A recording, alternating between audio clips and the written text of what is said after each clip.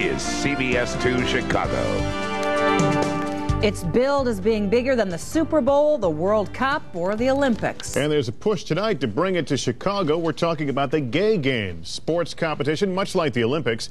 They're held every 4 years, and they draw thousands of athletes from all across the world. Mike Parker is live tonight with a look at the people who are working to make it happen in Chicago. Mike? Lester, for decades, gays and lesbians around the country thought of Chicago as an especially unfriendly place and rarely visited here. Local gay leaders say all that has changed, and they are now working to create what may be the largest single gay gathering ever here in Chicago. The kickoff was held tonight inside this Lakeview nightclub.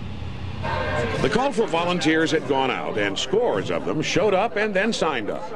The goal is to bring as many as 15,000 athletes and perhaps as many as 200,000 spectators to Chicago for the Gay Games in 2006. The gay community they're just ecstatic at the idea of having the Gay Games here. Since 1982, the Games, modeled to some degree after the Olympics, have been held in New York City, San Francisco, Vancouver, and Amsterdam. The athletes can take part regardless of their individual skills. It's intended to be a celebration of inclusiveness. There are divisions based on age, of course based on gender. HIV-positive athletes and athletes with AIDS are encouraged to participate. The Chicagoans who are trying to bring the games to the city have their work cut for them. They have to show that the city and its businesses can come up with the $10 to $15 million it'll take to stage the event in 6 years. The Daley administration appears to be all for it.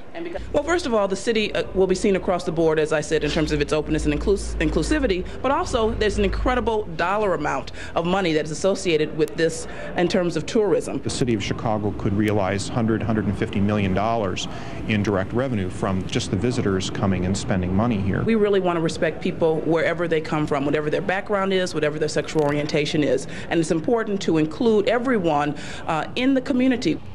Of course, politics is also playing something of a role in all this.